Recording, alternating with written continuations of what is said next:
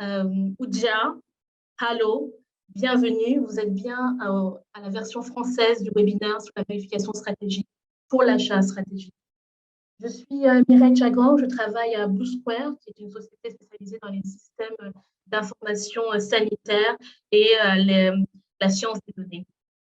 Mon rôle en tant que community manager et en charge du renforcement des capacités, c'est d'organiser ce type d'événement dont j'ai eu plaisir à organiser, un événement qui réunit des experts, des praticiens sur les questions de vérification, d'achat stratégique dans l'assurance maladie et dans le TTF.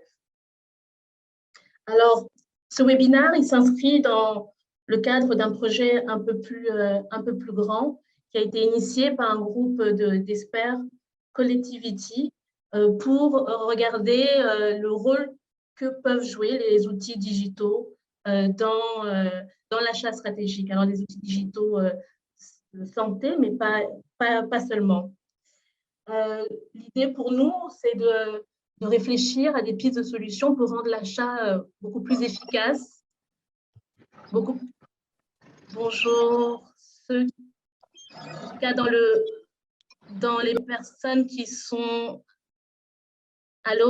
dans les personnes qui sont hôtes, est-ce que vous pouvez mettre votre son off, s'il vous plaît? Merci. Donc, l'enjeu, c'est de réfléchir à comment rendre l'achat beaucoup plus efficace compte tenu des ressources limitées qu'on constate. Et on veut pouvoir promouvoir des solutions à l'échelle locale et aussi à l'échelle internationale, en valorisant les expériences et les savoirs des praticiens locaux. Alors, pour arriver à ce webinaire, on a eu tout un processus. Alors, ça a commencé en juin 2021. Alors, c'est un peu comme l'accouchement d'un enfant. Alors, en juin 2021, nous avons constitué un petit groupe de 4 personnes pour réfléchir sur ces questions de digitalisation de l'achat stratégique. Puis, nous avons lancé un appel à candidature pour être rejoints par d'autres praticiens en juillet et septembre 2021. En octobre, nous avons initié une réflexion pour réfléchir à ce que nous pouvions faire dans un contexte Covid. Et nous avons commencé à travailler sur l'organisation d'une conférence internationale où des praticiens viendraient présenter le rôle joué par les outils digitaux dans l'achat stratégique. Et donc, pour ce faire, nous avons commencé à travailler sur le concept note. Et également, entre-temps, nous avons travaillé à organiser cette série de webinaires. Alors, aujourd'hui, c'est en français. Nous aurons une session en anglais dans quelques semaines qui sera annoncée. Et puis, par la suite, une 3e session qui est en cours de préparation. Alors, l'objectif de cette séance aujourd'hui, c'est de partager les retours d'expérience en matière de vérification dans le cadre du FDP et de l'assurance maladie, identifier les difficultés, les voies d'amélioration de la vérification, notamment à travers la digitalisation. Alors, cette session se veut vraiment interactive. Alors, même si vous ne pouvez pas peut-être tous mettre vos vidéos, mais vous pouvez échanger dans le Q&A, poser vos questions, répondre même aux questions qui seront posées par vos pairs. Alors, j'aimerais terminer cette session d'introduction en remerciant nos soutiens qui nous ont aidés à organiser ce webinaire, à savoir P4H, les comités de pratique PBF, accès financier aux services de santé, et également, bien évidemment, Blue Square. Alors, je vais introduire le modérateur de la session aujourd'hui, qui est Mamadou Baye. Mamadou Baye travaille depuis 2004 dans les questions d'assurance maladie au Sénégal.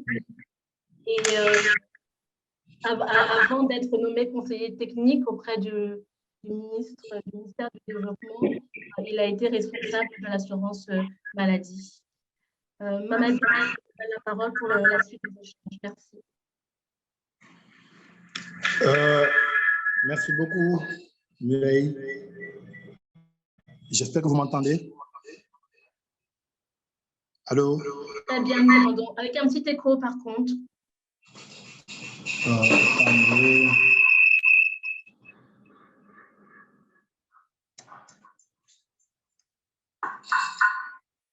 C'est bon maintenant? Bonjour à tout le monde. Oui, ça a l'air d'aller, oui. Oui, d'abord, merci beaucoup Mireille. Je m'associe à vous pour tous les remerciements à l'endroit de nos différents participants. Je voudrais d'abord vous féliciter, non seulement pour avoir soutenu tout ce processus, mais pour cette place le webinaire un peu dans le contexte. Comme l'avait dit, moi, mon nom c'est Mamadou Mbaye, j'appelle du Sénégal. Je suis spécialiste des systèmes d'assurance.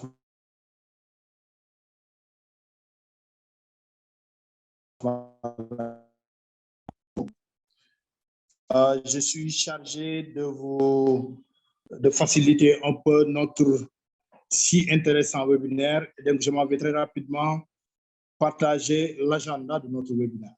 Je voudrais rappeler à notre collègue Habib du Sénégal qu'il va passer comme premier présentateur. Un léger changement dans le process. Mais avant d'arriver aux présentations, mesdames et messieurs, nous allons d'abord écouter le discours inaugural de Grégoire qui va passer dans un premier temps. Son introduction ne fera pas l'objet de discussion. Et nous allons enchaîner juste après avec les différentes présentations. Comme je disais tout à l'heure, Habibou du Sénégal va passer dans un premier temps. Ensuite, ça va être le tour d'Alexandre du Burundi, si je ne me trompe, avant que notre collègue du Mali, Moussa, passe pour nous présenter l'expérience de son pays dans le cadre de la vérification associée au financement basé sur les performances. Je voudrais rappeler également, après chaque présentation qui est limitée à 10 minutes, nous allons ouvrir, comme Mireille l'a rappelé, dans le cadre de ce schéma interactif, nous allons ouvrir une plage de discussion. Après chaque présentation, on aura une plage de discussion pour permettre aux uns et aux autres de poser leurs questions. Mireille également l'a rappelé, dans la fenêtre questions-réponses, les différents participants peuvent poser des questions et nous allons ensemble, dans cet esprit interactif, nous allons ensemble essayer de voir comment apporter les réponses qu'il faut. Et après les présentations et les discussions, ce sera le tour de faire une conclusion de notre webinaire. Et là, c'est Mireille et moi-même qui allons nous en charger. Voici de façon très ramassée l'agenda que nous suggérons dans le cadre de notre webinaire. Sans tarder, Grégoire, est-ce que vous êtes là? Je suis là. Grégoire, vous avez la parole. Je rappelle que vous êtes spécial des systèmes d'information de santé. Vous êtes membre de l'équipe de sciences des données chez Bluescare. Vous avez la parole, Grégoire. Merci beaucoup. Bonjour à tous. Et c'est un plaisir d'introduire cette session aujourd'hui. L'objectif de mon propos, il est de donner un petit peu un cadre à cette question de la vérification stratégique et de définir les termes de ce dont on parle et les enjeux qui vont être abordés. Alors, quand on parle de vérification, la vérification, comme je pense vous le savez, la plupart d'entre vous dans ce webinaire, c'est une des fonctions essentielles des systèmes de financement basés sur la performance. La question principale, elle est, à travers la vérification des données qui sont déclarées par des formations sanitaires, de soutenir 3 des piliers, qui vont être le pilier de la gouvernance. C'est-à-dire qu'une vérification, c'est un moment où on a un contact qui se fait entre le mouvement, entre l'instance de coordination du PBF et les acteurs locaux. Et c'est à cet instant-là qu'on a la possibilité d'avoir des échanges sur les conditions d'implémentation du PBF, qu'on a de la possibilité de faire des rappels de la formation, mais c'est aussi un élément essentiel pour établir la confiance pour le paiement. C'est-à-dire qu'on va vouloir établir un paiement à partir du moment où on travaille sur des données qui sont vérifiées. vérifiés et sur lesquels on a un contrôle qui est effectué. Donc, c'est le premier élément. Deuxième élément, on va faire aussi de la vérification pour être sûr qu'on travaille avec des données qui sont de bonne qualité et donc que l'aspect stratégique de l'achat stratégique est bien respecté. Et donc, on va essayer d'avoir la qualité des données, donc d'une part pour avoir de la confiance, mais aussi pour être sûr que quand on va vouloir orienter les directions de l'achat, on va pouvoir se baser sur des données qui sont de qualité et qui reflètent bien la réalité des faits. Et troisièmement, et c'est en lien avec la partie gouvernance, bien évidemment, la vérification, c'est un moment où on va établir la valeur du paiement qui va être fait, et on a un rôle purement fonctionnel de la vérification pour établir une facture et les modalités du paiement. Prochaine slide. Précédente, un des grands problèmes de la vérification, c'est bien évidemment son coût et le coût élevé de la vérification. Et on en voit des situations même où les paiements, où la vérification coûte plus de pratiquement le tiers du budget total du programme d'achat stratégique. Alors, qu'est-ce qui se passe? Pourquoi est-ce qu'on va essayer de mettre en place de la vérification stratégique et quels sont les termes? Avant de rentrer un petit peu dans cette explication, je vais juste vous montrer, pour un rappel, à quoi ça ressemble la vérification et qu'est-ce qu'on observe quand on voit ce qui se passe au cours de la vérification. Je vous montre ici un travail qui a été fait avec les collègues du PDSS en RDC, où on a regardé les données à la fois de la vérification et de la contre-vérification qui sont effectuées. Et donc, vous voyez déjà en premier lieu les données qu'on voit. On voit les données qui ont été, dans la première colonne ici, les données claimed, qui ont été envoyées par les formations sanitaires. On voit les données qui sont vérifiées et puis on voit les données qui ont été contre-vérifiées dans l'avant-dernière colonne ici. Et donc, vous voyez qu'on va avoir des modifications qui sont faites à chacune de ces étapes. Si on regarde la première ligne, on voit qu'on avait 370 consultations qui ont été déclarées, 326 qui ont pu être vérifiées sur le terrain. Et puis, au moment où une agence de contre-vérification est passée, on en a retrouvé et pu vraiment documenter que 303. Donc, vous voyez qu'à chaque étape, on a un niveau de contrôle qui va permettre de modifier ou de voir l'estimation. L'objectif étant d'avoir des estimations de l'activité qui sont les plus consistantes possibles. On voit aussi que, et ça c'est un des points importants, on n'est pas toujours au moment de la vérification à une diminution de l'activité, on peut être aussi à une augmentation, ce que vous voyez sur la deuxième ligne, où on avait 74 accouchements qui avaient été déclarés et 87 qui ont été vérifiés. Alors, ce que montrent les graphiques juste en dessous, c'est en gros quels sont les déplacements et quelles sont les directions de ces réévaluations. Si vous allez vers la droite dans ces graphiques-là, j'ai représenté 3 provinces ici de la RDC. Si vous allez vers la droite, vous voyez qu'on a eu une augmentation des prestations qui ont été constatées après la vérification. Et si vous allez vers la gauche, vous voyez qu'on a eu une réduction après la vérification. Et la ligne verte horizontale, c'est la ligne sur laquelle, verticale, c'est la ligne sur laquelle on n'a pas eu une modification du montant des prestations après vérification. Et puis, sur l'axe vertical, vous avez la même chose, mais après la contre-vérification. Alors, qu'est-ce qui se passe quand vous êtes sur le graphique du milieu, sur le Nord Kivu? Vous voyez qu'on a une distribution des données qui est représentée par les lignes qui sont là, qui montre que la majorité des données, la majorité des observations n'ont pas donné lieu à des modifications ni au moment de la vérification, ni au moment de la contre-vérification. C'est-à-dire qu'on a une situation dans laquelle les données, la qualité des données va être bonne et on voit qu'on est vraiment sur l'intersection de la neutralité, à la fois de la vérification et de la contre-vérification. Et donc, on a finalement une utilité assez faible de la vérification et comme validée par la contre-vérification, puisqu'on a des données qui sont de bonne qualité. Si on regarde par contre le graphique sur la gauche, ce que vous voyez, c'est qu'on a une situation où on est décalé, on a notre nuage de données qui est décalé vers la gauche. Et qu'est-ce qu'on voit? On voit que donc on a une diminution en moyenne des valeurs de données après la vérification. Et donc, on a une correction à la baisse. Mais par contre, on est sur l'axe vert de manière verticale, ce qui veut dire qu'après la contre-vérification, on n'a pas de réévaluation. On a très peu de réévaluation de ces vérifications. Et donc, ce qui veut dire qu'on a une bonne qualité de la vérification ici, que la vérification joue son rôle de correctif. Et la contre-vérification n'a finalement que peu d'impact par la suite sur la compréhension.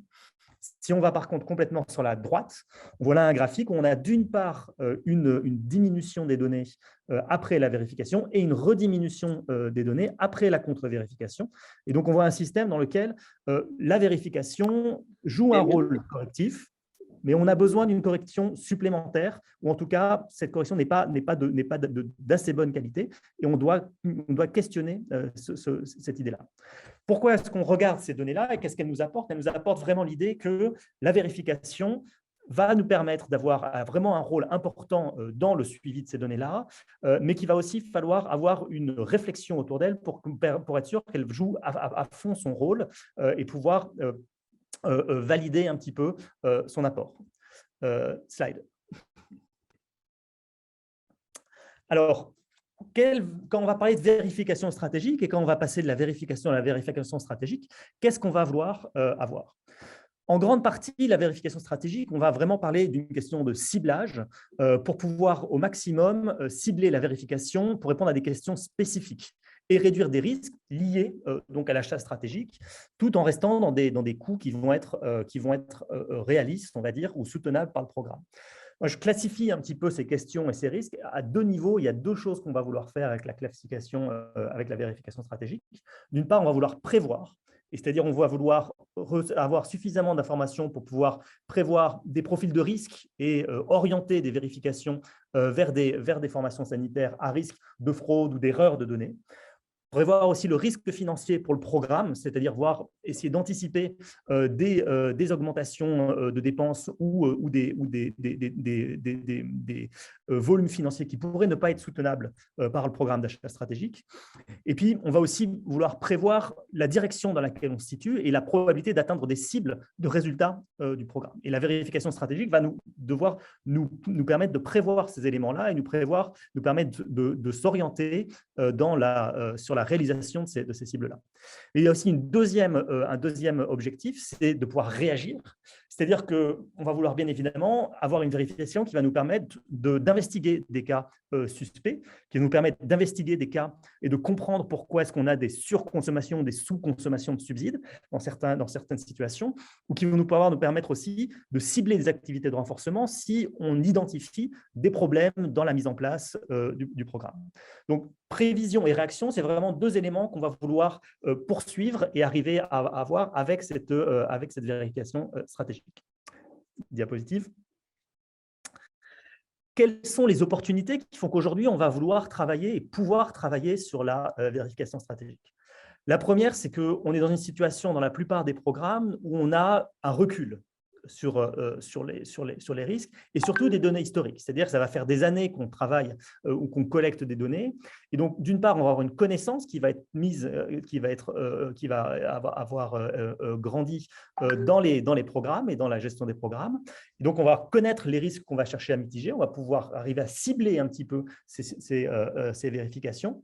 Et puis, on va aussi avoir des données historiques qui vont nous permettre d'étalonner les méthodes d'échantillonnage. C'est-à-dire, et comme je vous montre, j'ai mis de manière illustrative un graphique dans lequel je ne rentrerai pas, mais qui montre que si on a une profondeur de 4-5 années, on peut faire des simulations qui nous permettent de dire, voilà, si on utilisait cette stratégie de vérification, voilà ce qu'on aurait eu comme résultat, voilà ce qu'on aurait pu identifier comme problème, voilà le coût qu'on aurait eu en termes de vérification.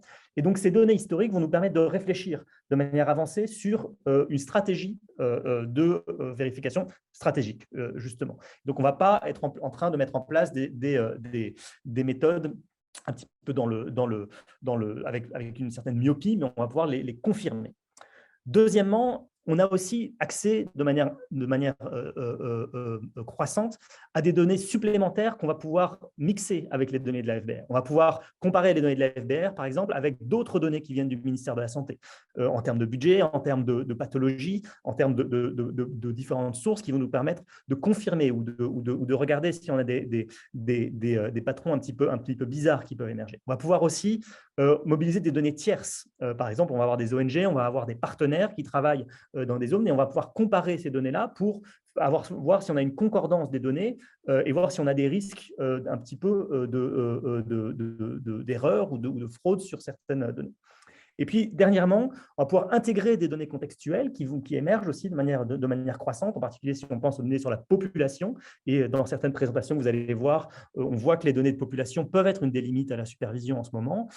Et donc, on va avoir cette idée qu'avec une augmentation à la fois des données disponibles et des capacités techniques d'utilisation de ces données, on va pouvoir être beaucoup plus stratégique et beaucoup plus ciblé dans la façon dont on va vouloir orienter les vérifications. Slide. Alors, quand on va vouloir avancer vers la définition d'une vérification stratégique, quelles sont les questions qu'on va vouloir considérer? Moi, je liste 3 grandes catégories et ce que je veux vraiment souligner ici dans cette diapositive, c'est qu'avant même de se lancer dans la réflexion technique et dans la réflexion sur les outils de comment est-ce qu'on va faire un échantillonnage, comment est-ce qu'on va sélectionner des formations sanitaires, il y a toute une partie de questions stratégiques et de questions politiques qu'il faut résoudre. La première, c'est par exemple, quel est l'objectif principal de la vérification? J'en ai évoqué déjà plusieurs dans mon propos, mais on peut voir qu'il va falloir se demander, est-ce qu'on va vouloir orienter une vérification à des fins plutôt de gouvernance, ou à des fins de renforcement de compétences, à des fins de gestion administrative, donc de validation des prestations à payer. Mais donc, en fonction de ces différents éléments-là, on ne va pas avoir les mêmes approches, on ne va pas vouloir optimiser, on va dire, la même fonction sur l'orientation de la vérification. De manière très connexe, c'est quels sont les risques qu'on va souhaiter mitiger. Est-ce que c'est des risques financiers? Est-ce qu'on va vouloir aller dans des formations sanitaires qui vont représenter le plus gros risque financier pour le programme? Auquel cas, on risque d'avoir une vérification stratégique qui va être biaisée vers des formations sanitaires avec des gros volumes financiers qui présentent les plus gros risques. C'est une chose qu'on va vouloir voir. Ou est-ce qu'on veut identifier le risque de fraude indépendamment du volume financier qui représente. Et donc, à ce moment-là, on va vouloir aller représenter finalement des situations qui nous paraissent anormales, mais qui peuvent être marginales si on réfléchit en termes budgétaires. Ce n'est pas la même chose. Ou alors, est-ce qu'on va vouloir mitiger les risques de résultats, c'est-à-dire des situations où on a des formations sanitaires peu performantes ou qui ne vont pas vers les résultats qu'on attend, et vouloir, au contraire, on va peut-être avoir du coup des résultats financiers qui vont être plutôt encourageants, on va dire, ou plutôt limités en termes de dépenses, mais on va vouloir cibler ces formations sanitaires-là pour aller regarder qu'est-ce qui se passe en termes de résultats. Donc, en fonction de ces différentes décisions et de ces différents choix stratégiques, on ne va pas avoir les mêmes approches stratégiques, justement, pour l'orientation des vérifications, et on ne va pas avoir les mêmes méthodes d'approche. Et donc, avant même de réfléchir à la méthode d'analyse, il faut se réunir et il faut résoudre ces questions politiques-là et y répondre. Puis, il y a une dernière question qui est même encore plus fondamentale, c'est qu'est-ce qu'on attend en termes de vérification? Quelle est l'approche qu'on prend? Alors, diapositive. Si je peux vous présenter ou donner un peu trois grandes familles que je vois un peu dans les différents systèmes dans lesquels on travaille, qui sont utilisées quand on parle pour orienter des vérifications stratégiques. Dans une première situation, et là je montre un exemple d'un travail qu'on avait fait avec des collègues au Bénin, ce qu'on voit ici, c'est qu'on a des classes de risques qui sont créées pour des formations sanitaires, des classes de risques dans lesquelles on va mettre des formations sanitaires basées sur des vérifications antérieures qui ont été faites ou sur des observations de données. Et puis, à partir de là, on va mettre des formations sanitaires avec une probabilité d'être échantillonnées, donc d'être vérifiées, qui va varier avec un code couleur. On en verra un similaire un peu dans une des présentations tout à l'heure. Mais l'idée est vraiment de dire, voilà, on crée des catégories de risques et puis en fonction de la catégorie de risque, on va avoir une probabilité plus ou moins forte d'être visitée par une vérification. Ça, c'est une approche qui est vraiment une réflexion en termes de classe de risque. On va vouloir avoir une approche qui va optimiser la classification et donc on est dans une méthode particulière. On peut aussi avoir une approche à la vérification stratégique qui est beaucoup plus en termes de surveillance. Et donc, au lieu d'avoir une classification ex ante finalement des formations sanitaires, on va vouloir être très réactif à ce qu'on va observer et on va dire, tiens, on est ici dans une situation, on a une divergence des données observées et on va vouloir réagir directement pour aller observer ce qui se passe dans cette formation sanitaire. L'illustration que j'ai mise ici est quelque chose qui pointe vers des méthodes similaires à celles qu'on utilise dans la surveillance épidémiologique. On va vouloir observer des situations out of control, où on a des situations qui sortent des formations sanitaires, qui sortent d'un domaine où on pense être en confiance. Donc, c'est une deuxième approche et ce n'est pas la même vision et c'est là encore pas la même outillage technique qu'on va mettre en place. Troisième option, c'est l'option que j'appelle ici régulation, qui est celle où on va comparer des formations sanitaires les unes avec les autres. On va définir un domaine de confiance. Donc là, vous voyez qu'on a un ensemble de formations sanitaires qui, sur des questions d'évolution de taux de mortalité, tombent dans des zones de confiance. Et puis, on a des formations sanitaires qui sont divergentes, qui ne ressemblent pas aux autres. Et donc là, on a une approche qui est beaucoup plus d'unification ou d'une vision unifiée des formations sanitaires. On veut des formations sanitaires qui sont divergentes, qui ne ressemblent pas aux autres, sont celles sur lesquelles on va orienter la vérification. Et donc là, on est plus dans un mode de régulation, si vous voulez. On a une norme, on essaie de définir une norme et de voir qui diverge de cette norme, qui sort de cette norme. Vous voyez que ces trois approches qui sont différentes, qui ont des valeurs différentes et des objectifs différents, mais il faut les prendre en compte et il faut décider, en fait. Il faut savoir qu'est-ce qu'on va vouloir prendre en compte dans le cadre d'une vérification stratégique. Diapositive. C'est ici ma dernière diapositive. L'objectif, il est ici, à partir de tous ces différents éléments que j'ai soulignés, donner un petit peu des conseils et puis de manière un petit peu intempestive, vous donner un peu mon opinion sur la façon dont il faut travailler et puis la façon dont nous, à Blue Square, on travaille sur ces sujets-là. Comme je le disais, le premier élément, c'est vraiment de prendre le temps de bien définir l'objectif qui est recherché.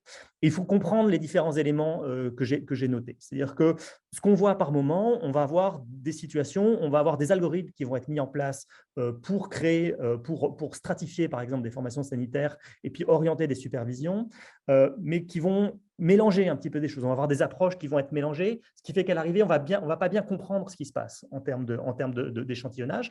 Et en fait, l'aspect stratégique, qu'est-ce qu'on va chercher comme bénéfice dans la vérification, et redevient un peu brouillé. Donc, c'est difficile d'évaluer même la performance de l'approche. Donc, dans un premier temps, ce que je conseille, c'est vraiment de prendre le temps d'analyser les risques, de prendre le temps de la discussion politique pour dire qu'est-ce qu'on va essayer de mitiger comme risque. Est-ce qu'on est plutôt concerné par un risque financier, par exemple, ou par un risque de fraude? On veut vraiment s'assurer qu'il y ait le moins de fraude possible. Est-ce que c'est ça qu'on va essayer de viser? Et donc là-dessus, il faut vraiment expliciter ces choix et faire vraiment la différence entre ce qui constitue un choix technique et un choix politique. Et là-dessus, pour simplifier les discussions, il faut prendre ce temps, ce temps-là. Deuxième élément, c'est la différenciation entre les différents risques. Donc, ce que je veux dire, c'est qu'on ne peut pas avoir un algorithme qui va nous permettre de suivre tous les risques d'une seule fois. On ne sait pas si les risques sont corrélés. Par exemple, on ne sait pas, comme je le disais, si le risque de résultat est corrélé avec le risque financier. C'est très probable qu'il ne le soit pas. Plus on va avoir un risque financier élevé, c'est-à-dire que plus on va avoir, moins on va dépenser pour des formations sanitaires, et donc on va avoir moins de prestations. Et donc, on ne va pas pouvoir poursuivre ou identifier ces deux risques de la même manière.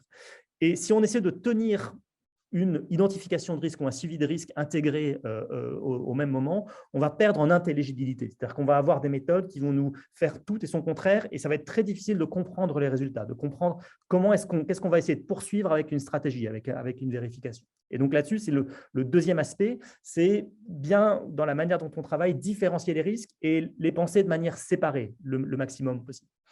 Et troisièmement, et ça c'est vraiment une approche de travail, je pense que la bonne façon de travailler, ce n'est pas de réfléchir en amont à un système qui va permettre de minimiser tous les risques, d'avoir une système sur laquelle on arrive à cocher toutes les cases, mais au contraire, de penser en petites unités sur des itérations simples d'un algorithme ou d'une façon d'orienter la vérification stratégique, de la faire tourner sur quelques mois, sur quelques trimestres, et puis d'évaluer, et puis peut-être de faire varier en fait. C'est-à-dire, une fois, ce trimestre-ci, on va viser le risque financier, le trimestre suivant, on va viser plutôt un autre type de risque. Et l'objectif, il est ici de prendre ce temps d'analyse, de comprendre les résultats, de comprendre ce qu'apporte la vérification stratégique ou la façon dont on a en tout cas implémenté la vérification stratégique, et au maximum de varier les approches, de voir si on a un modèle A, comment est-ce qu'on arrive, qu'est-ce qu'on a comme résultat, et si on a un modèle B, qu'est-ce qu'on a comme résultat. Et à ce titre, je pense que le type de séance comme on va avoir aujourd'hui, on va avoir les expériences de plusieurs pays qui vont montrer les défis qu'ils vont avoir rencontrés, les façons dont ils vont les avoir pensés, les objectifs qui vont s'être fixés. Ces expériences-là sont importantes à partager, et il n'y a pas un modèle de vérification stratégique, il y a autant de modèles de vérification stratégique que de choix politiques qui ont été faits, que de choix stratégiques qui ont été émis, et les solutions techniques vont s'y adapter. Et donc, échanger avec les autres pays, échanger entre vous, entre nous, demander des conseils, c'est ce qui est essentiel justement pour s'y retrouver développer et pour arriver à avancer dans cette direction. Je vous remercie.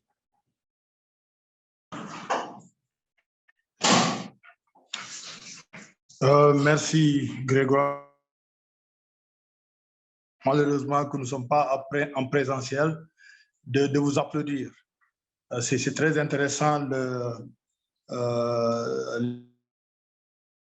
la thématique.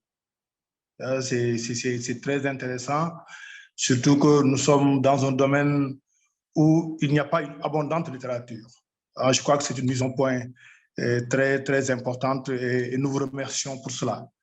Malheureusement, on a quelques retards dans le timing. Nous n'allons pas ouvrir une discussion. Je crois que nous sommes tous d'accord sur quelques éléments clés qui ont été bien explicités par Grégoire. Nous sommes tous d'accord sur le caractère essentiel de la vérification. Il a également parlé du caractère coûteux de ce processus de vérification. Un élément que nous pouvons également avoir comme élément de résumé, c'est que ce n'est pas uniquement un outil de contrôle, mais c'est aussi un outil stratégique. Je crois qu'il y a beaucoup d'éléments dans cette présentation de Grégoire. Merci beaucoup. Nous allons nous rattraper sur les questions après les différentes présentations.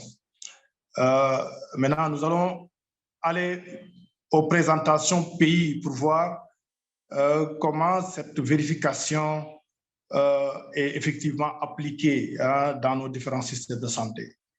Et nous allons donner la parole à Abibou. Je ne sais pas si vous êtes là, Abibou. Abibou?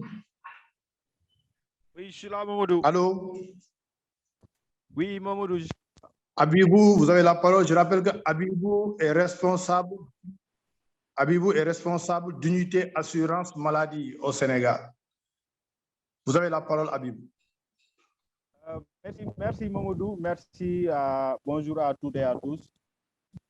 Merci à l'équipe de Bruce Care pour nous avoir associés à cette importante réflexion. Donc, je m'en vais vous partager avec vous l'expérience du Sénégal en matière de couverture maladie universelle et aussi en termes de vérification. Donc, ce qu'il faut rappeler, c'est qu'en 2012 déjà, le Sénégal était à un taux de couverture de 20%. 20% de Sénégalais bénéficiaient d'une couverture assurance maladie. Donc, il y a 80% de Sénégalais qui étaient exclus de ce système.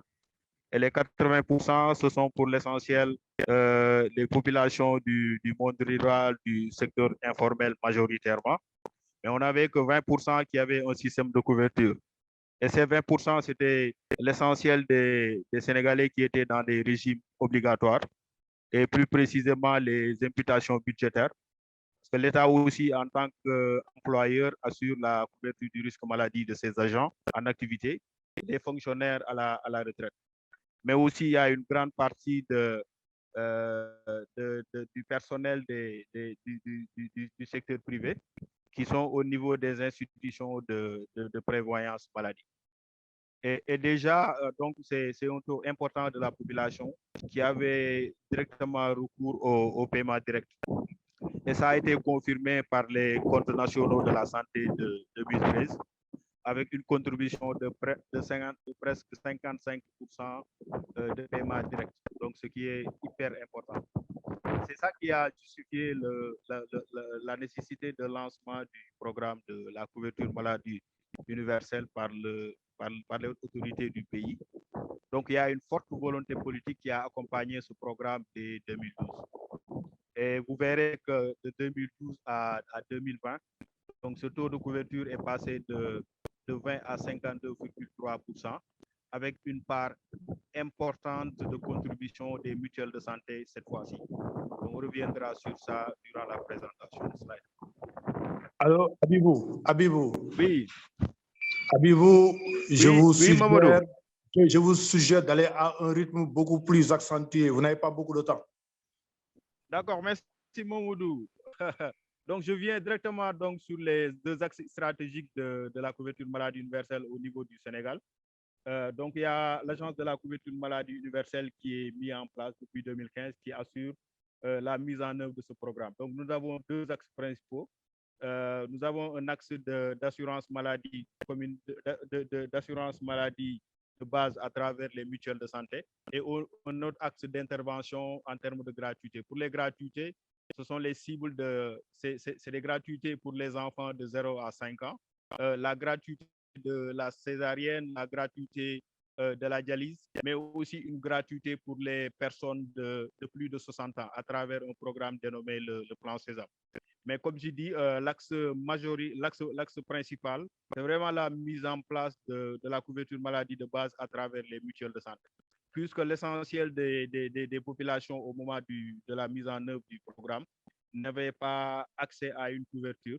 Donc, il était bien de choisir un outil adapté pour permettre à toutes ces populations d'avoir accès à des soins de qualité et à moindre coût. C'est ce qui a justifié la mise en place de mutuelles de santé au niveau du Sénégal.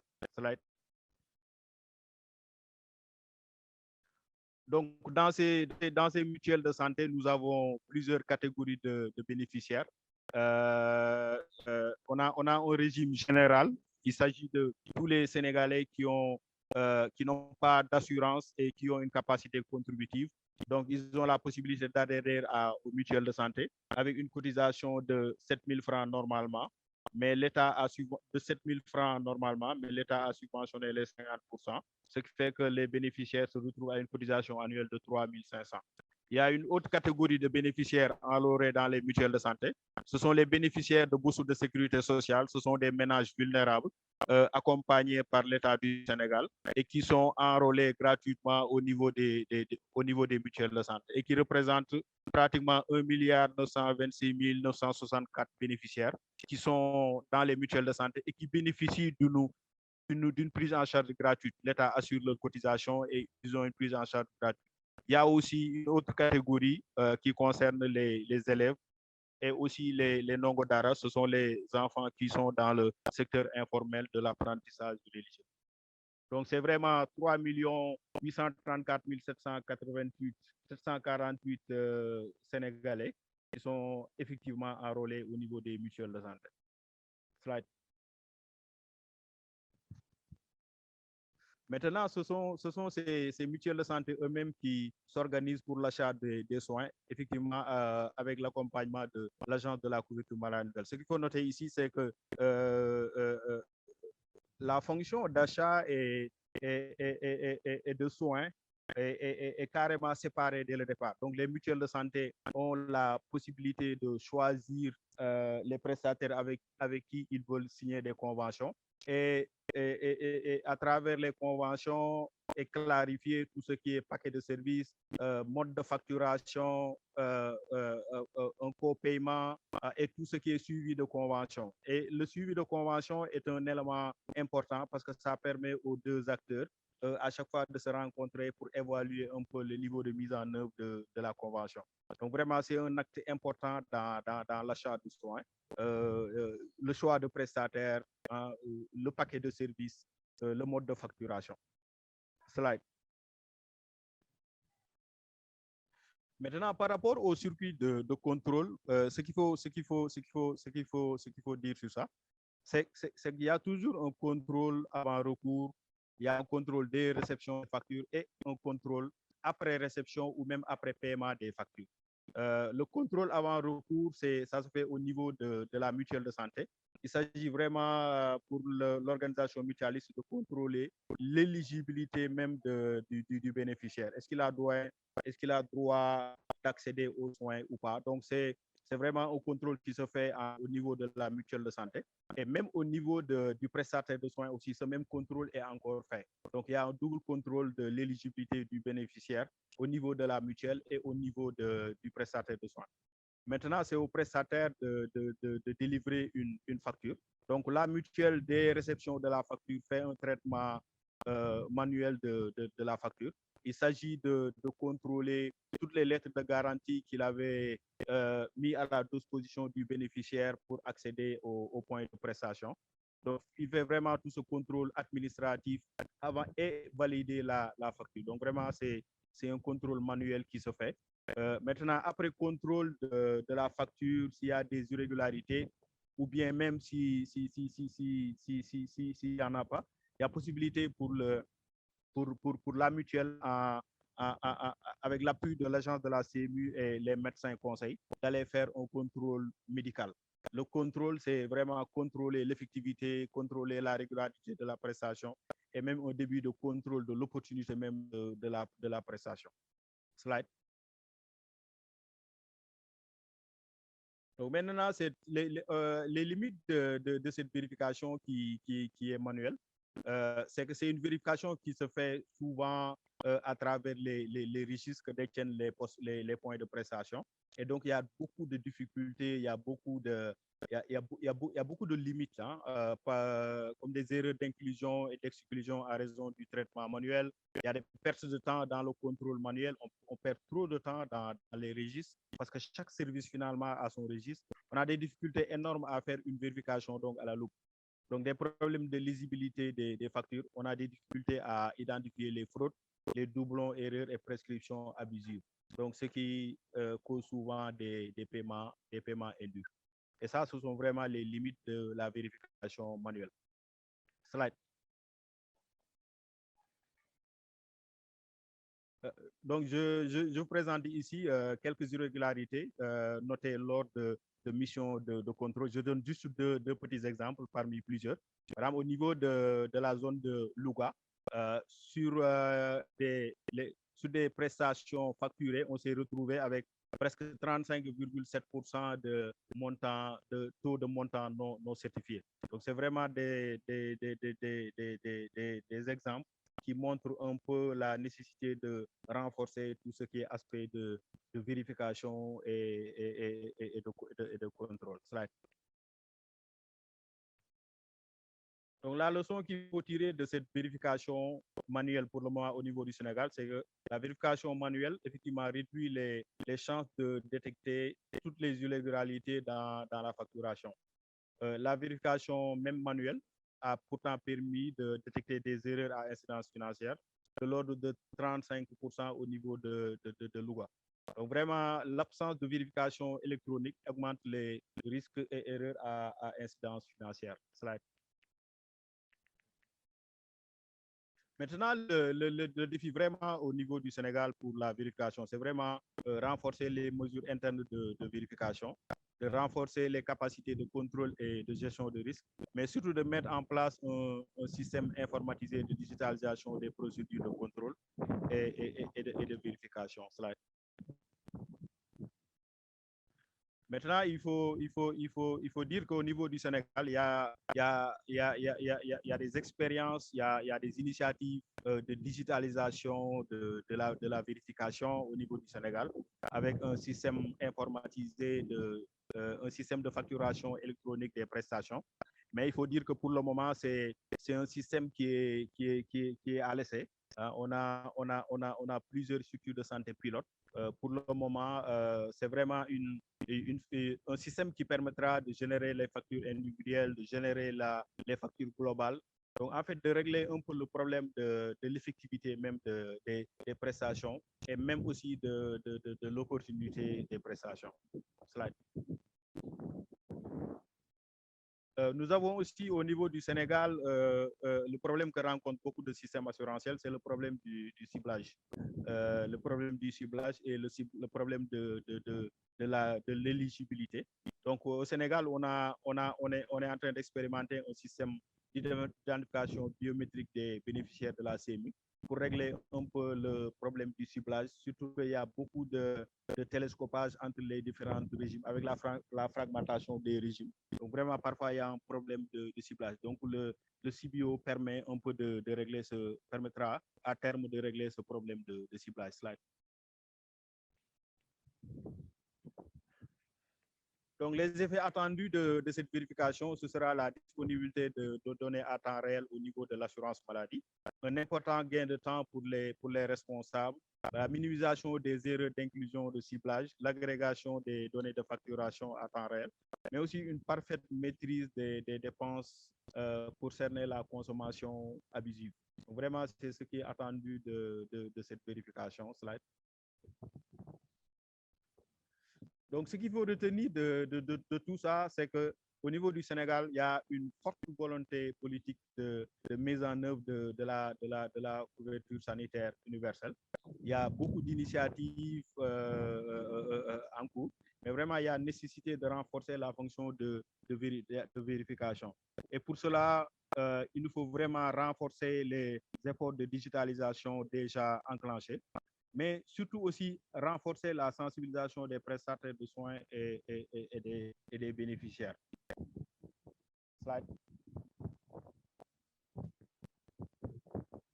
Donc, merci à tous. Merci, Djeredjef depuis le Sénégal, champion du monde, pays participant à la Coupe, qualifié à la Coupe du monde. Je vous remercie. Merci à vous. Merci de votre attention.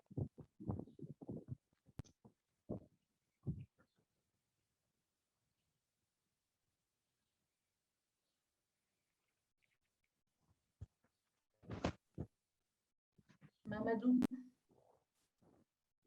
est-ce que tu es là? Bon, sûrement un problème technique, mais alors du coup, on va essayer de prendre des questions. Alors, certaines questions ont été posées dans le chat, d'autres dans le Q&A. On va essayer. Oui? Et, bonjour Mireille, j'ai vu que tu as pris le relais. Tu peux continuer si tu veux, ou bien je reprends. Tu peux reprendre, vas-y. Ok, merci beaucoup. Non, il y a quelques difficultés liées aux aléas de la connectivité, on s'en excuse. Merci Abibou pour cette présentation sur l'expérience du Sénégal. Je crois qu'il faut rappeler, Mireille, je crois que c'est important pour ceux qui sont avec nous, que cette communauté de pratique n'est pas exclusive FBR. C'est une communauté de pratique à la fois FBR et assurance maladie. C'est ce qui justifie la présentation du Sénégal par Abibou, qui est responsable assurance maladie. Et ce qui nous intéresse dans l'assurance maladie, il y a une question qui est un peu associée à cela. Est-ce qu'il y a une possibilité de confusion entre FBR et ce que nous faisons au Sénégal? Non, ce qui nous intéresse dans l'assurance maladie, c'est beaucoup plus la question de la vérification. Parce que ce soit l'FBR ou dans l'assurance maladie, les gens achètent des prestations. Donc, c'est ça qui explique un peu cette présentation du Sénégal qui me semble fournir beaucoup d'infos. De toute façon, il y a beaucoup de questions dans le chat pour toi, Abibou. Je ne sais pas, Mireille? Mireille?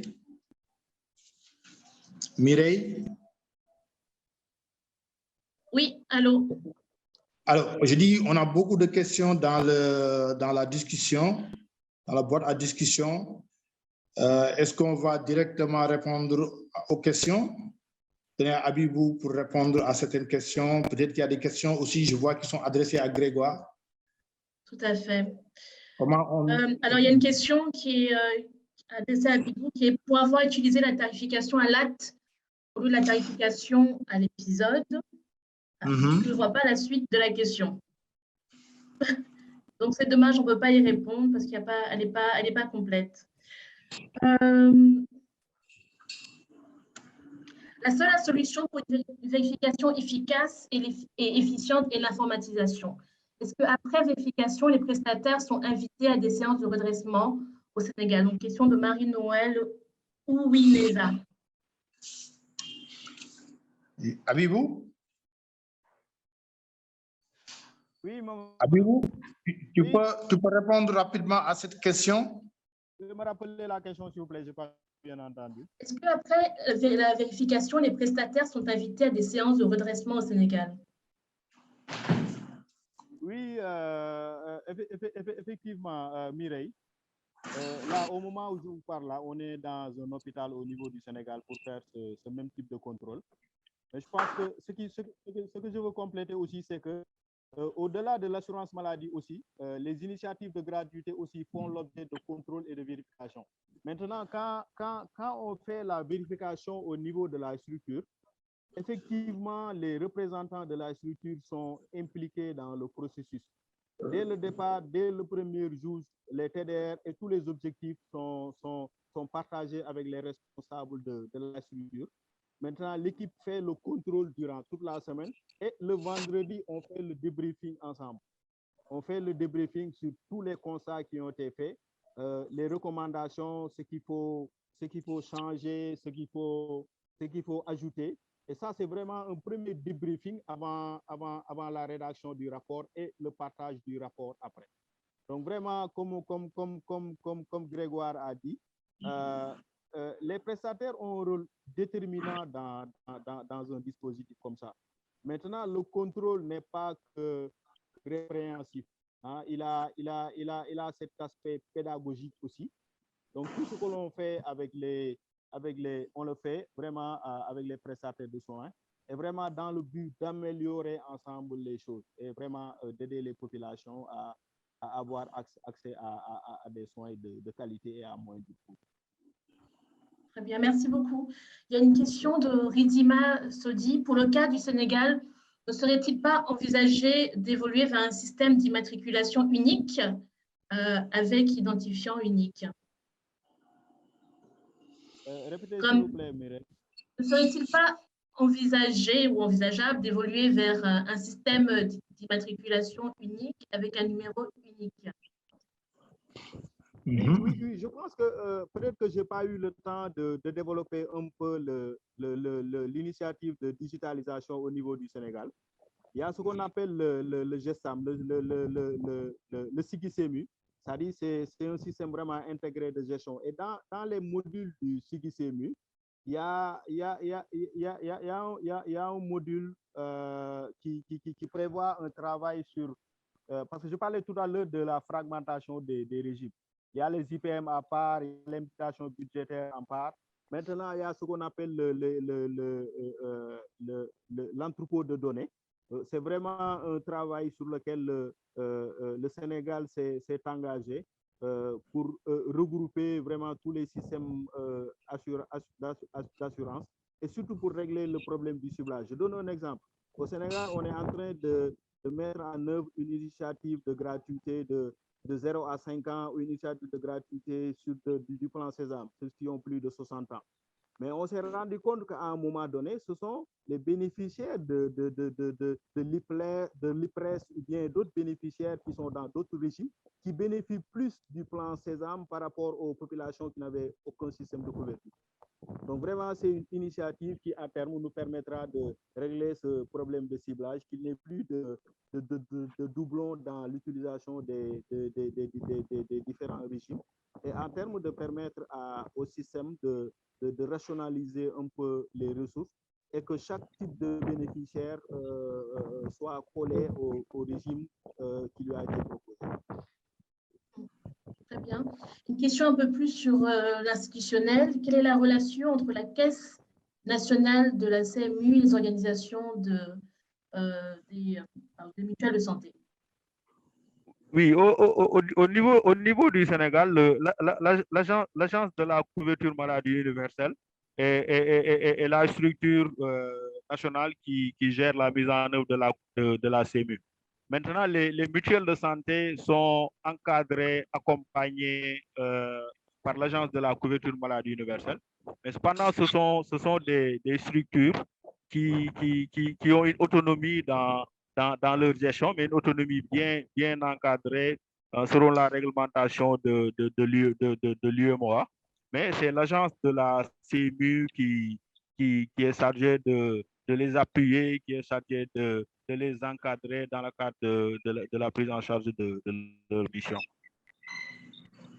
Très bien. Alors, je ne sais pas si on a encore combien de temps il nous reste, Mamadou, pour essayer de rester dans le temps. On a encore du temps ou bien on enchaîne et puis il nous reste du temps pour des questions? Oui, on est à la 8e minute de discussion. On a 2 petites minutes. Si on peut prendre une question pour Abibou. Très bien.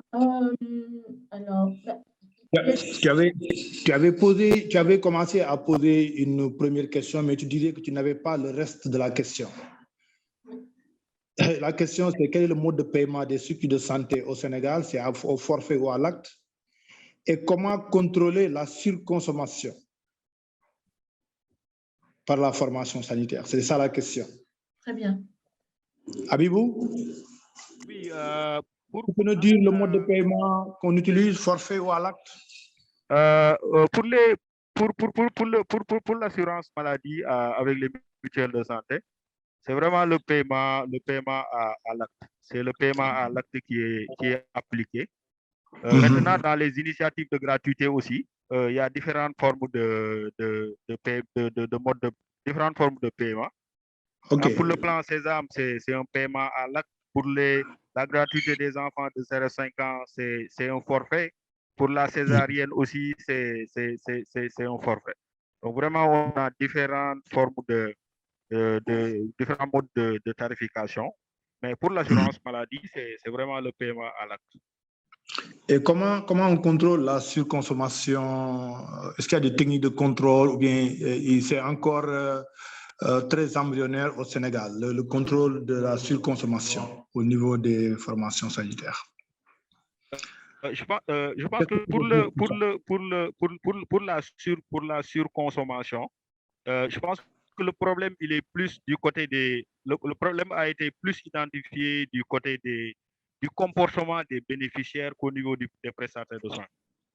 Donc, je pense que vraiment, il y a souvent le problème de la sélection adverse qui fait beaucoup de dégâts. Maintenant, je pense que sur ce plan, il y a un travail qu'il faut continuer à faire de sensibilisation au niveau des populations surtout. Et pour les aspects de surconsommation, on sent plus ça, la responsabilité est plus orientée au niveau des bénéficiaires. Ok. Merci beaucoup, Mireille. Non, je pense qu'on va continuer. On peut poursuivre. Avez-vous des questions dans la discussion? Je pense que tu peux répondre directement. C'est la question, combien y a-t-il de mutuelles au Sénégal? Quel est le mode d'adhésion? Quels sont les effets des gratuités sur la pérennité? La différence entre le PBF et la couverture maladie? Ce sont des questions dans le chat. Je crois que c'est bien que tu essaies d'interagir avec les différents participants. Merci beaucoup. Donc, on va poursuivre. Je crois qu'on a épuisé les 10 minutes de discussion. On va donner la parole à notre frère Alexandre du Burundi. C'est toi? Ce sera plutôt Moussa. Ah, Moussa du Mali. Moussa Bakayoko. Moussa. Oui, Mamadou. Moussa, je rappelle qu'il est le directeur de l'agence de contractualisation et de vérification au niveau de la province de Koulikoro. Koulikoro, un nom qu'on connaît au Sénégal. Okay. Vous avez la parole pour partager avec nous l'expérience du Mali. Merci bien, Mamadou. Bonjour à tous. Alors, ma présentation va sur le plan qui est ici. Je vais un peu parler du Mali, des régimes de couverture santé en place, du FBR au Mali, les mécanismes de vérification et terminer par des mots, disons, les perspectives que nous avons par rapport à la vérification. Alors, le Mali, c'est un pays à ressources limitées situé en Afrique de l'Ouest, qui consacre 5% de son budget aux questions de santé, qui dépend des financements extérieurs à 36%, parce qu'il n'y a que 36% des financements de notre système qui est lié aux partenaires techniques multilatéraux, qui a des problèmes parce que ces indicateurs de santé sont encore très faibles. Diapositive, slide. Alors, les régimes de couverture santé qui sont en place au Mali, ils sont essentiellement de 4 zones. Premièrement, il y a ce qu'on appelle l'assurance maladie obligatoire, qui est gérée par la Caisse nationale d'assurance maladie, qu'on appelle la CANAM au Mali, qui s'occupe des salariés, que ce soit du secteur public ou privé, qui a ses propres mécanismes de vérification quantité, mais qui n'a pas beaucoup adressé la question de la vérification de la qualité perçue par les bénéficiaires. Il y a le régime d'assistance médicale qui est géré par l'Agence nationale d'assistance médicale. Lui, il s'occupe des indigents qui sont immatriculés, ainsi que des personnes vulnérables dans les grands hôpitaux. Mais les centres de santé périphériques et les hôpitaux de district ne sont pas concernés par cet aspect. À ce niveau, il n'y a uniquement les indigents immatriculés qui sont pris en charge. Il y a aussi les assurances privées pour lesquelles on n'a pas beaucoup d'informations, des mutuelles de santé. Il y a aussi des programmes de gratuité de l'État. Alors, ces 4 régimes ont pour particularité que d'abord, la question de la vérification de la qualité perçue n'est pas suffisamment adressée. Et aussi la question des enjeux de gouvernance dans les formations sanitaires contractualisées, parce que c'est une signe de convention avec les formations sanitaires. À ce niveau, les enjeux de gouvernance ne sont pas souvent pris en compte, alors que les évaluations montrent que nous avons de gros problèmes de gouvernance. L'assurance maladie obligatoire et le régime d'assistance médicale couvrent actuellement 28% de la population malienne. Et pour les mutuelles et les assurances privées, ainsi que les programmes de gratuité, il n'y a pas de chiffres assez consistants sur combien de gens sont couverts par ces régimes. Slide. Alors, le FBR est intervenu dans ce contexte pour tenter de redresser les insuffisances que je viens de signaler, des problèmes de vérification qui ne sont pas optimums, vérification médicale, qui ne font pas de vérification qualité perçue. Et actuellement, le projet qui est au Mali couvre 18 des 65 districts. Vous voyez, ils sont mentionnés sur la carte ici. Ce sont des districts qui sont...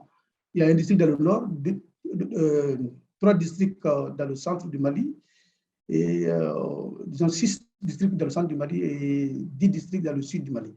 Alors, ce projet a été mis en place parce que les résultats qu'on a atteints dans les projets pré-pilotes conduits en 2012 et en 2017 ont été concluants. On a vu qu'il y avait une bonne amélioration du niveau de l'utilisation des services.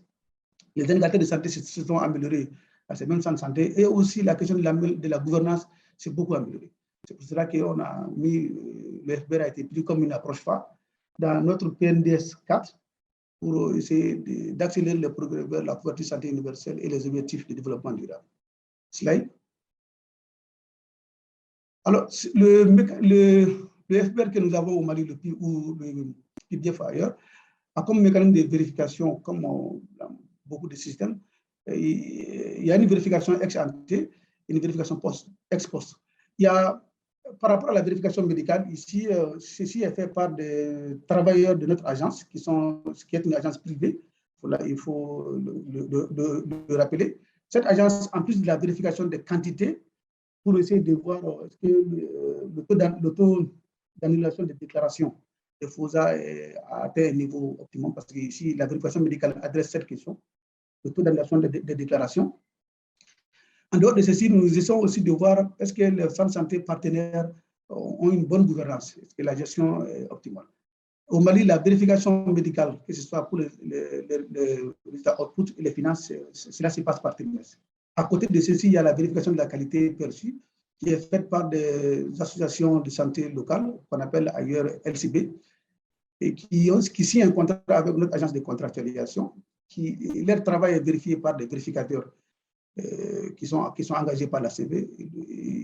Leur vérification se passe une fois par trimestre. Il y a la vérification qualité technique qui est faite aussi par les régulateurs, qui donne droit à l'identification du niveau possible d'accréditation. Ces différentes vérifications donnent droit à des sanctions positives et négatives. Positives parce que vous pouvez avoir des bonus liés à votre niveau de performance, mais négatives aussi parce que vous pouvez être sanctionné si on se rend compte que le travail n'est pas fait de façon optimale. S'il y a par exemple des tricheries, et ainsi de suite. Pour la vérification, la contre-vérification médicale elle est conduite par les régulateurs. Et ici, on essaie de voir est-ce qu'il y a des soupçons de tricherie. C'est une vérification qui se fait chaque trimestre, de façon systématique. Il y a aussi les contre-vérifications de la qualité perçue et de la qualité technique qui sont aussi conduites aussi. Tout ceci donne lieu à droit à des sanctions positives ou négatives, comme je l'ai dit. Suivant. Slide. Alors, ces mécanismes de vérification étaient à des défis. Le premier des défis, c'est d'abord la sécurité. Comme tout le monde le sait, le Mali, il y a 2/3 du territoire qui connaissent des problèmes de sécurité. Et nous, dans notre district, nous avons 3 districts sur les 10 qui connaissent des problèmes de sécurité. Alors, mais ces problèmes aussi entraînent par moment la suspension des missions de vérification, essentiellement pour les régimes assurantiels. Mais sinon, par rapport au FBR, nous arrivons à travailler malgré ces situations difficiles en utilisant le truchement des canaux locaux pour avoir des arrangements avec les forces en présence, afin que nous puissions faire notre travail de vérification. Suivant. Slide. À côté des problèmes de sécurité, il y a la question de la multiplicité des supports, parce qu'actuellement, nous utilisons encore des supports en papier. Il y a la qualité des enregistrements dans les supports. Il y a encore des cas de fraude, parce que vous allez souvent vous rendre compte qu'il y a des taux d'annulation. Il y a la différence entre les données déclarées et les données vérifiées. Il y a souvent des gaps. Il y a des problèmes d'archivage de ces tonnes de documents. Il y a le coût de la vérification et il y a des questions de pérennité, parce que à l'heure actuelle, si nous restons avec les différentes vérifications auxquelles viennent s'ajouter les vérifications dans le cadre du FBR, ça risque de faire trop. Si on doit passer à large échelle, ça risque de coûter. Mais il faut signaler que pour le cas du FBR, en fin 2021, nous avons la vérification coûté à peu près 20% du financement du projet. Suivant.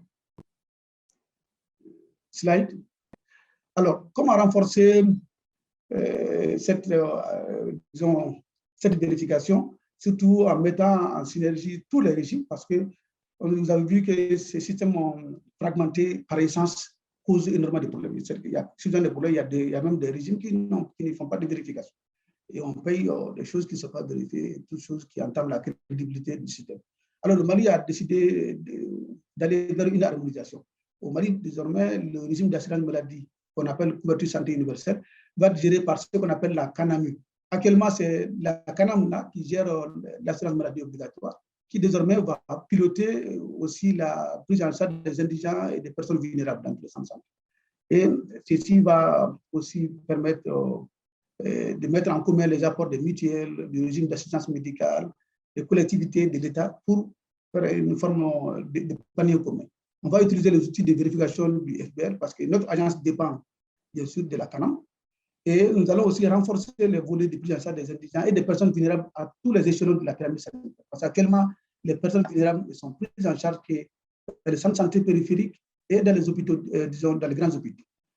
Il y a aussi une question d'harmonisation des bases de données et des plateformes. Chacun de ces régimes a sa base de données, son système de gestion des données. Nous pensons qu'il faut aller à une interopérabilité. Pour ceci, nous pensons que si nous arrivons à faire cela, on va avoir une plus grande implication de tous les régimes. Et pour cela, il faut simplement communiquer avec tout le monde pour montrer la plus-value de la vérification, quantité et qualité, parce qu'il faudrait arrêter de payer des choses qui ne sont pas vérifiables. Suivant. Slide. Alors, comme je l'ai dit tantôt, nous continuons à travailler dans le domaine de la digitalisation. Le ministère de la Santé s'est aujourd'hui approprié ce dossier et travaille à faire de sorte que les données déclarées dans le DH2, c'est une plateforme qui gère le système national d'information sanitaire. Quand vous déclarez les données là-bas, que ces données soient captées par le portail FBR.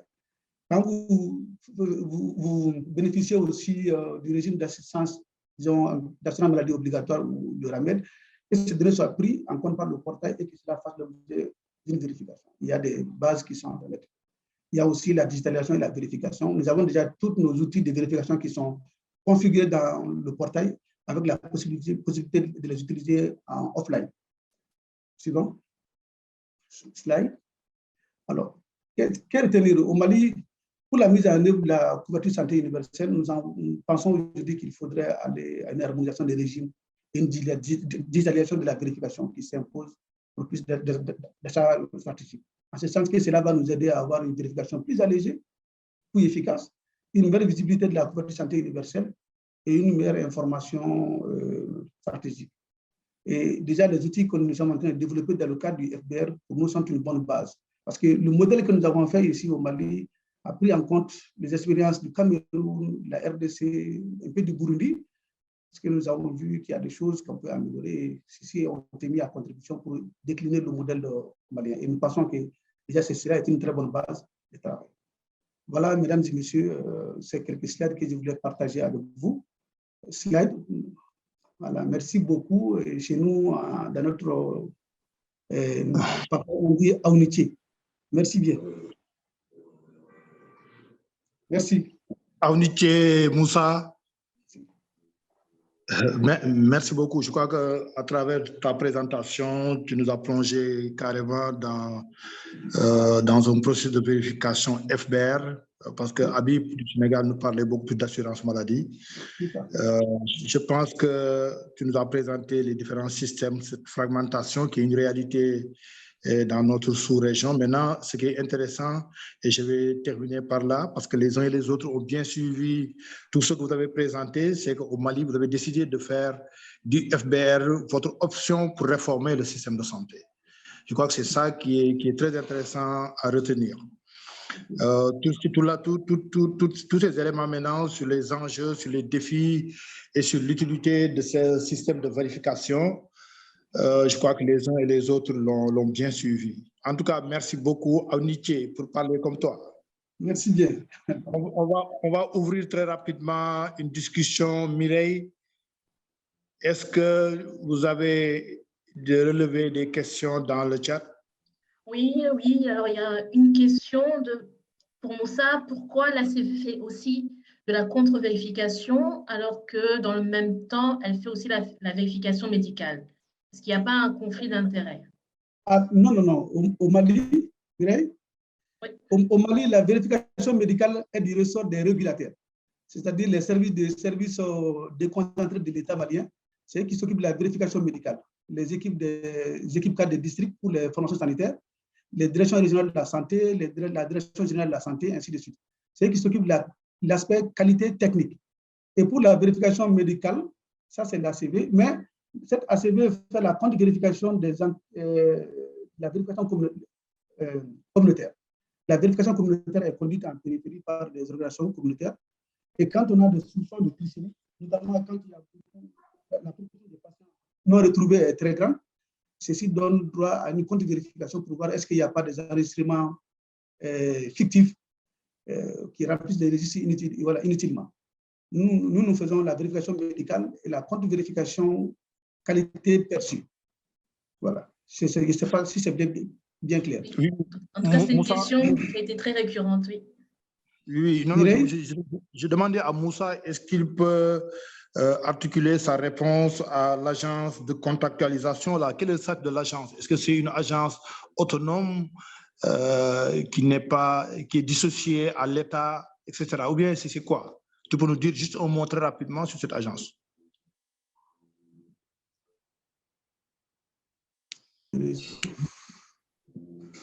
Voilà. Moussa? Oui, Mamadou. Oui, je vous dis, est-ce que tu peux nous dire rapidement le statut de cette agence de contractualisation? Parce qu'il y a beaucoup de questions dans le chat sur le statut qu'il faut donner à cette structure en charge de la vérification. Est-ce que c'est une agence autonome ou bien elle est un démembrement de l'État? Non, c'est une agence autonome. Autonome? Qui a ses employés qui font la vérification médicale et la supervision de la vérification communautaire. OK. Mais qui fait aussi la contre-vérification communautaire, qui elle-même aussi peut être faite par une agence que l'État peut contractualiser pour voir est-ce que la qualité perçue vraiment elle est sincère. Voilà. OK. Il y a des questions qui sont revenues sur la nécessité ou non d'externaliser la fonction de vérification. Bon, la fonction de compte vérification au Mali, on y a pensé, mais nous avons essayé de faire de sorte que le coût de la compte vérification et de la vérification ne dépasse pas.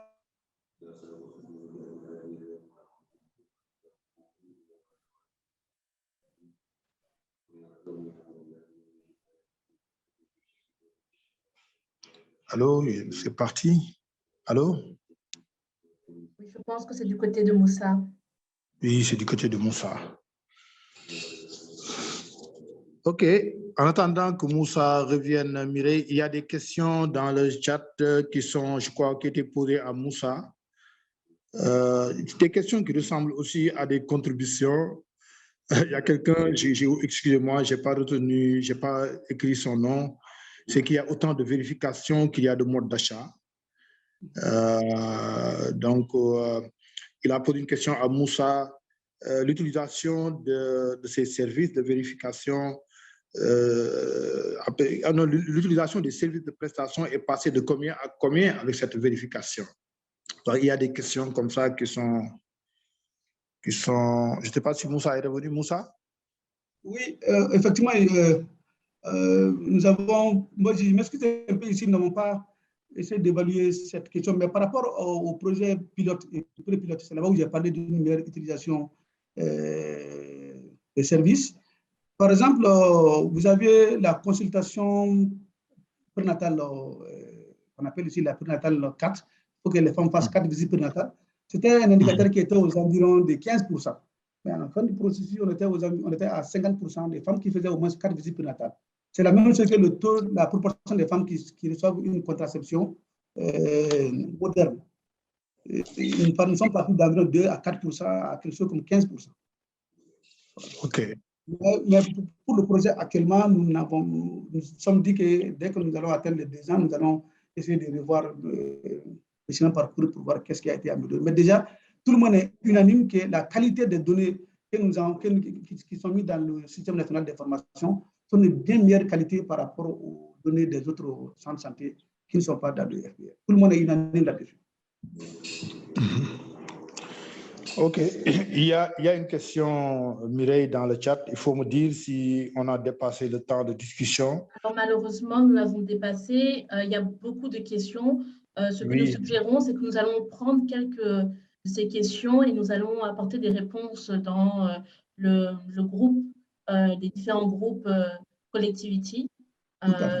Donc, on vous dira où on logera ces questions et les réponses, parce que je pense que vous avez aussi soif de certaines réponses, notamment des questions vis-à-vis de l'aspect sécuritaire, que faire. Donc, voilà, c'est des choses qu'on pourra développer par écrit. Voilà, donc je pense qu'en termes de temps, il faudrait qu'on arrive à la conclusion. Oui. Alors, également, avant que tu arrives à la conclusion, normalement, il était prévu l'intervention de notre collègue Alexandre du Burundi. Malheureusement, il a eu un gros souci personnel. Il a empêché d'être là. Mais ce n'est que partie remise. Et comme je vous avais indiqué, il y a déjà un webinaire en anglais qui est prévu. Un 3e webinaire est en préparation en français. Et donc, du coup, on inclura la présentation à ce moment-là d'Alexandre. Donc, vraiment rester connecté sur les réseaux sociaux et le site internet de Collectivity et de Blue Square. Merci. Oui. Mireille, il y a également une question, je crois, qui est très importante. C'est la question liée au partage après le webinaire de la documentation. Qu'est-ce que vous pouvez dire sur cela? Non, c'est tout à fait évident qu'on vous enverra à la fois la présentation, ici PowerPoint, et le lien vidéo. On va loger cette vidéo sur les réseaux sociaux, les comptes YouTube de Collectivity et de Blue Square. Donc, voilà, les participants et les personnes qui se sont inscrites qui n'ont pas eu l'opportunité d'assister auront ces éléments-là, bien entendu. OK. Donc, pour juste sur le mot de conclusion, Mireille, je voudrais d'abord remercier, féliciter tout le monde, m'associer à vous, dire aux différents participants que je crois que nous resterons ensemble dans cette aventure au niveau de cette communauté de pratique en termes de vérification. La vérification stratégique dans le cadre des achats de prestations, des achats de prestations, c'est une question très importante. Je crois que Grégoire l'a très bien posée. C'est l'une des fonctions les plus essentielles, surtout quand nous considérons un peu la spécificité de l'achat de prestations. Hein. Comme disait l'autre, c'est un marché assez spécial. Donc, il est important pour tout acheteur d'avoir les comportements d'un bon acheteur. Et c'est là où la fonction de vérification, comme il a dit Grégoire, est une fonction essentielle. Mais comme il a également rappelé, c'est une fonction coûteuse. J'aime bien son exemple, il dit 30% des coûts dans certains systèmes PBF, n'est-ce pas? L'autre chose qui est très importante qu'on peut dire dans ce mot de conclusion, c'est plus qu'un outil de contrôle, c'est un outil stratégique. J'aime bien ce groupe de mots, outil stratégique, parce qu'il y a énormément d'enjeux qui sont associés à cette vérification. Je crois que ce sur quoi aussi on peut être tous d'accord, c'est qu'il y a, je pense, en écoutant les uns et les autres, que les deux pays et le Burundi même se sont tous inscrits dans une perspective de digitalisation. Je crois que la question de la digitalisation pour la vérification, pour toutes ces qualités d'efficience et d'efficacité, je crois que c'est une question sur laquelle nous sommes tous d'accord qu'il faut progressivement que nous allons vers cela. La question aussi de la professionnalisation de ce processus de vérification, parce que aussi nous avons affaire à des vendeurs professionnels dans le domaine qui est le domaine donc à quel niveau il faut encadrer et professionnaliser cette fonction, ça également, je pense, c'est un point sur lequel nous sommes tous d'accord. Dans ce système de fragmentation, je crois que c'est très souvent revenu dans la présentation de notre frère Moussa, c'est le jeu de rôle des différents acteurs. Je crois qu'il y a un jeu de rôle très intéressant pour être plus efficient et plus efficace. La question aussi de l'harmonisation des différents systèmes. Nous avons plusieurs systèmes qui posent d'énormes difficultés en termes d'efficience associées au problème de ciblage. Je crois que cette question d'harmonisation également, c'est une question qui se pose dans cette réflexion liée à la vérification. Et le dernier point que je voulais évoquer dans ce mot de conclusion, c'est la nécessité, je crois que c'est une question que beaucoup se sont posées, c'est la question d'externaliser cette fonction de vérification qui permet d'avoir l'acheteur et le vendeur à équidistance. Donc, autant d'éléments, c'est vrai qu'ils ne résument pas toutes les présentations, mais je pense qu'ils peuvent nous aider à nous projeter dans le futur, dans le cadre de cette communauté de pratique. Donc, voilà de façon très résumée quelques éléments, je pense, qui sont très intéressants à retenir à l'issue de ces différentes présentations.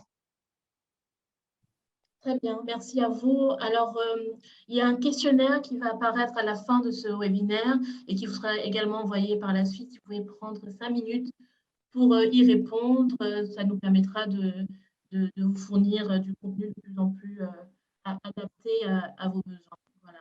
Merci beaucoup d'avoir assisté. Merci encore aux partenaires que sont P4H et les comités de pratique de Collectivity et à Blue Square. Et puis, on se retrouve dans très peu de temps pour la version anglaise, pour ceux qui sont bilingues, et par la suite pour une autre version française. Merci beaucoup. Merci beaucoup, Mireille. Merci à tout le monde.